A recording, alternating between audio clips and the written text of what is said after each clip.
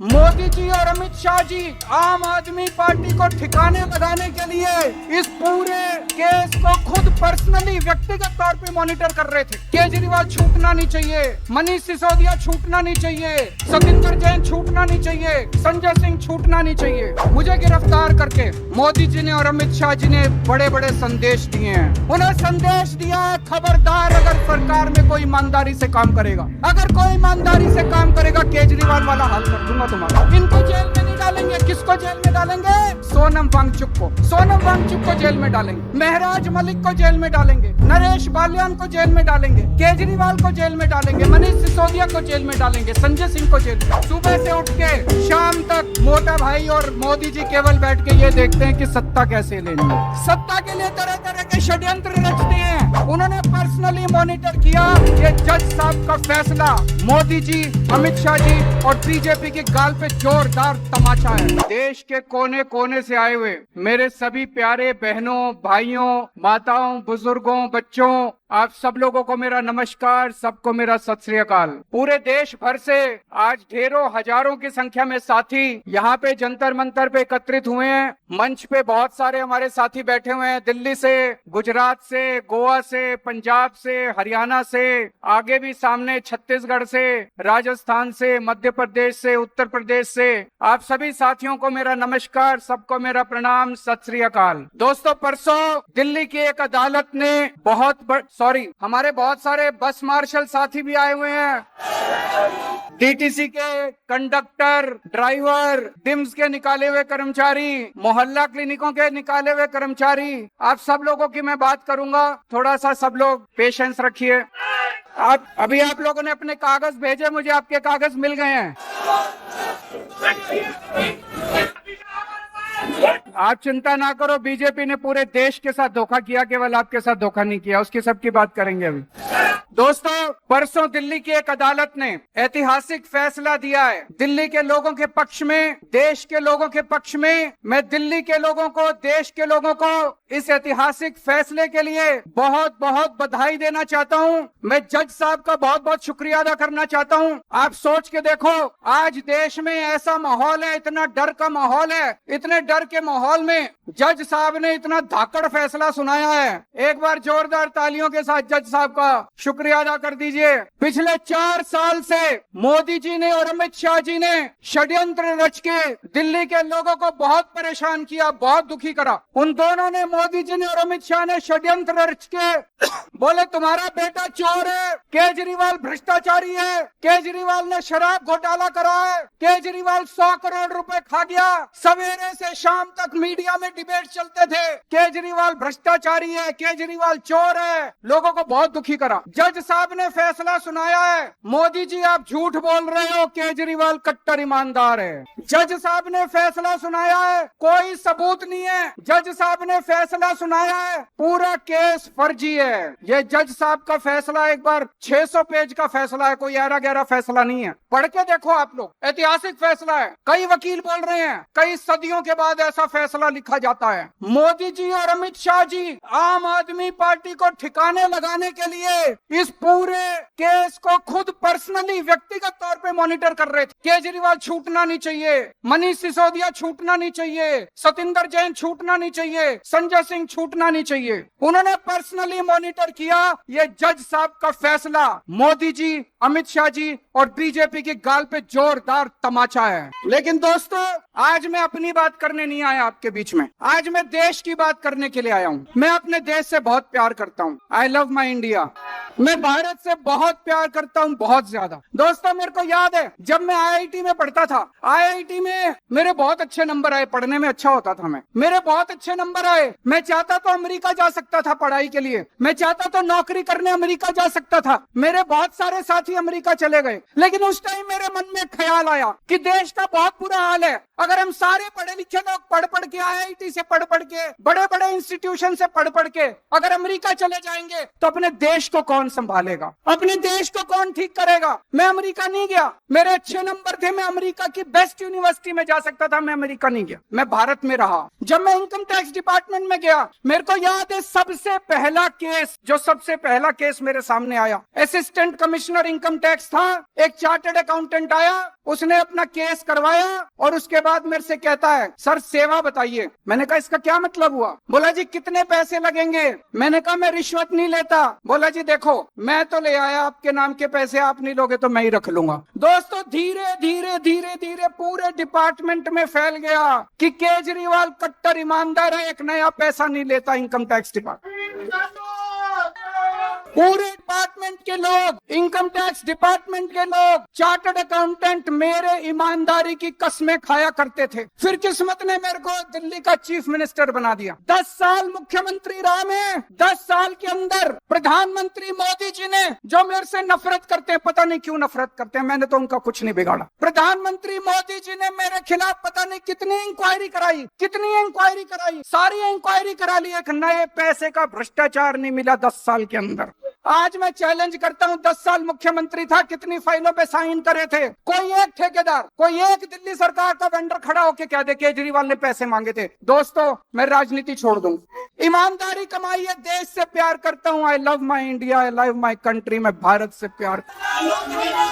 तो जब कोई देश से गद्दारी करता है, जब कोई देश का अपमान करता है, तो खून खौल उठता है। दोस्त 2014 में लोगों ने कांग्रेस के भ्रष्टाचार से तंग आके, याद करो कांग्रेस के कभी 2G, कभी कोयला घोटाला, कभी ये घोटाला, कॉमनवेल्थ घोटाला, लोग परेशान हो गए थे। कांग्रेस के भ्रष्टाचार से तंग आके 2014 में लोगों ने बड़ी उम्मीदों के साथ मोदी जी को पूर्ण बहुमत की सरकार बनाई थी। 30 साल के बाद पूर्ण बहुमत की सरकार बनाई। बड़ी उम्मीद थी लोगों को कि अब देश बदलेगा, मोदी जी कुछ करेंगे। मैं आपसे पूछना चाहता हूं, 12 साल हो गए मोदी जी को, कुछ मिला आपको? जिंदगी सुधरी आप लोगों की?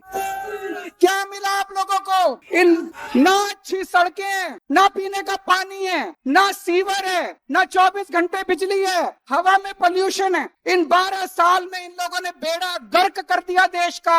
आज एयरलाइन सेक्टर बर्बाद है, आज रेलवे बर्बाद है, आज बैंक बर्बाद है, आज शिक्षा व्यवस्था बर्बाद है, आज अस्पताल बर्बाद है, आज हर सेक्टर बर्बाद है, गांव बर्बाद है, सब कुछ बर्बाद है। हवा में सांस लेने लायक नहीं बचे। 12 साल में इन लोगों ने देश को बर्बाद कर दिया। दोस्त एक बच्चा आया मेरे पास, बोला जी पिछले 12 साल में मोदी जी जो हर रोज परीक्षा पे चर्चा करते हैं, 12 साल से मैंने उनकी सारी परीक्षा पे चर्चा सुनी है। 12 साल के बाद जब मैं बड़ा हुआ, कंपटीशन के पेपर देने गया, बोला पेपर लीक हो गए। बोले मैं मोदी जी को कहना चाहता हूँ ये नौटंकी बंद करो, परीक्षा पे चर्चा, ये पेपर लीक बंद करा दो बस आप।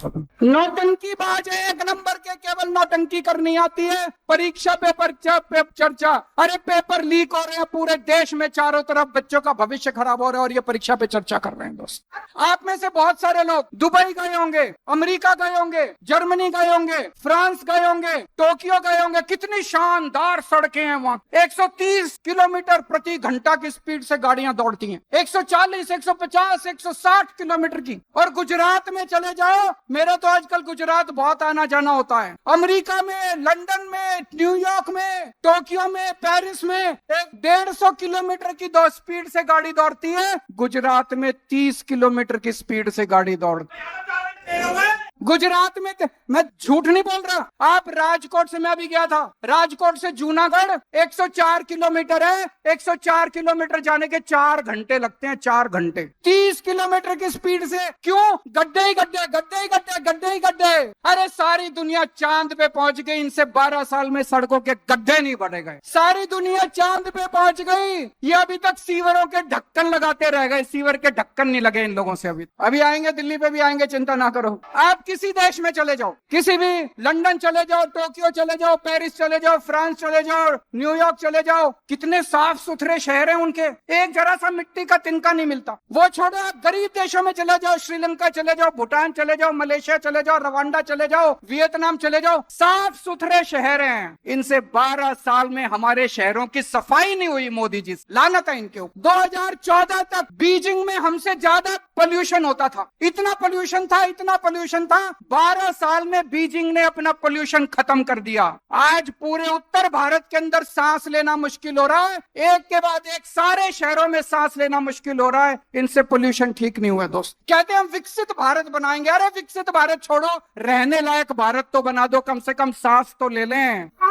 मोदी जी कहते हैं केजरीवाल भ्रष्ट है, कोर्ट ने कह दिया केजरीवाल कट्टर ईमानदार है। मैं मोदी जी को कहना चाहता हूँ, मोदी जी भ्रष्टाचार खत्म करना चाहते हो? खत्म करना चाहते हो? मैं बताता हूँ भ्रष्टाचार कहाँ है। हिम्मत है तो एक्शन लेके दिखाओ। गुजरात के अंदर 20,000 करोड़ रुपए का कोकेन हीरोइन पकड़ा गया। मोदी जी हिम्मत है तो एक्शन लेके दिखाओ। गुजरात के अंदर 30,000 करोड़ रुपए की नकली दारू बिकती है हर साल। मोदी जी हिम्मत है तो बंद करके दिखाओ। आपने अपने दोस्त को 1,000 एकड़ जमीन, अरबों खरबों रुपए की 1,000 एकड़ जमीन 1 रुपए में दे दी। हिम्मत है तो एक्शन लेके दिखाओ मोदी। मोदी जी ब्रिजेस का, पुल का उद्घाटन करके आते हैं। कितनी बार होता है सड़क का उद्घाटन करे हुए 1 महीना नहीं होता, ब्रिज गिर जाता है, सड़क टूट जाती है। मोदी जी हिम्मत है तो एक्शन लेके दिखाओ। पूरे देश में पेपर लीक कर रहे हैं, मोदी जी हिम्मत है। मोदी जी एक्शन नहीं लेंगे, किसी में एक्शन। क्यों? या तो मोदी जी खुद उस घोटाले में शामिल है, या उनकी पार्टी के लोग शामिल हैं, या उनके दोस्त शामिल है उन घोटालों के अंदर। भ्रष्टाचारी मैं नहीं हूँ, भ्रष्टाचार मोदी जी खुद कर रहे हैं दोस्त। इनके खिलाफ एक्शन नहीं लेंगे, इनको जेल में नहीं डालेंगे। किसको जेल में डालेंगे?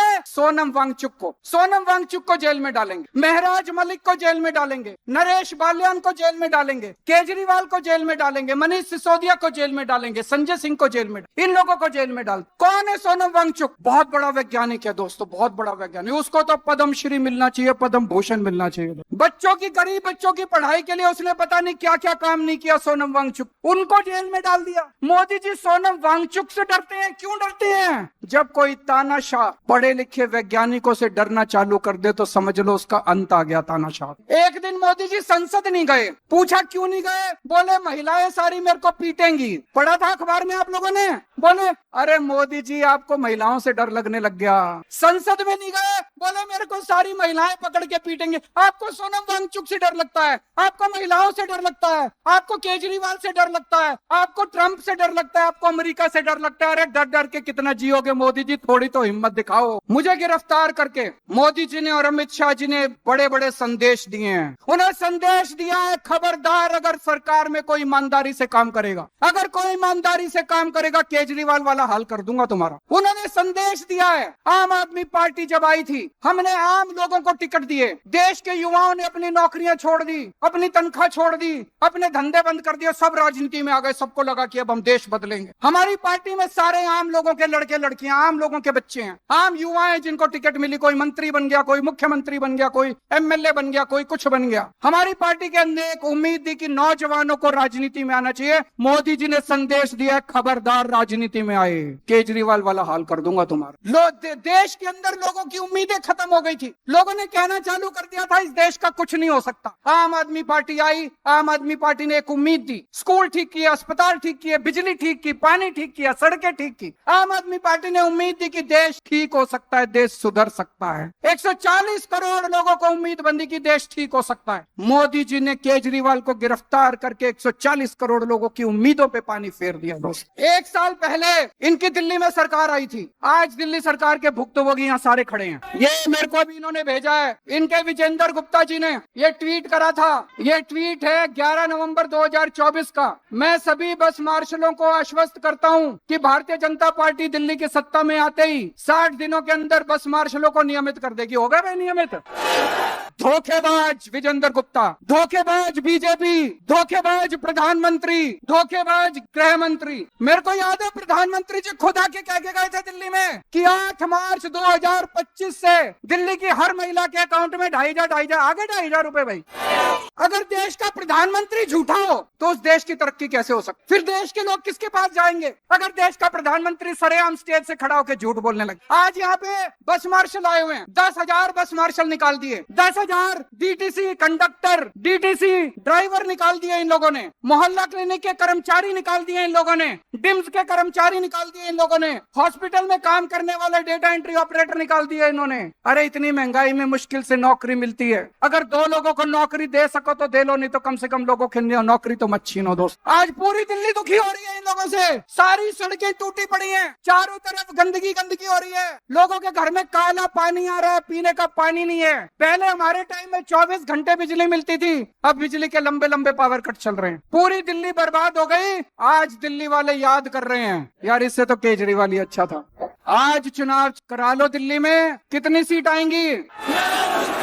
आज चुनाव करा के देख लो दिल्ली में। कुछ लोग कहते हैं मोदी जी से देश नहीं संभल रहा, कुछ लोग कहते हैं मोदी जी को देश चलाना नहीं आता। मेरा कहना है दोस्तों, ना तो उन्होंने देश चलाना, ना उनका कोई इंटरेस्ट देश चलाने में, ना उनको सरकार चलानी। उनको देश से कोई लेना देना नहीं है। देश जाए भाड़ में उनकी बला से। उनको केवल एक ही चीज है, सत्ता की हवस है, केवल और केवल सत्ता चाहिए। सुबह से उठ के शाम तक मोटा भाई और मोदी जी केवल बैठ के ये देखते हैं कि सत्ता कैसे लेनी है। सत्ता के लिए तरह तरह के षड्यंत्र रचते हैं, तरह तरह के षड्यंत्र करते हैं। इनको चाहे एसआईआर करनी पड़े, चाहे वोटर लिस्ट से नाम काटने पड़े, चाहे वोटर लिस्ट में नाम जोड़ने पड़े, चाहे पैसे बांटने पड़े, चाहे साड़ियां बांटनी पड़े, चाहे लोगों को मरवाना पड़े, जो मर्जी करना पड़े, इनकी बला से देश भाड़ में जाए। इनको केवल सत्ता चाहिए। मोदी जी आप सत्ता के लिए काम करो, केजरीवाल देश के लिए काम करेगा। दोस्तों, ये वही जंतर मंतर है जहां पे देश के लोगों ने हुंकार भरी थी और देश भर से कांग्रेस का सफाया हो गया था। आज जंतर मंतर का ये दिन ऐतिहासिक है। वो दिन भी याद है, वो दिन था 4 अप्रैल 2011। आज की तारीख नोट कर लेना। आज के बाद भारतीय जनता पार्टी की देश भर से उल्टी गिनती शुरू हो चुकी है। भारत माता की, भारत माता की।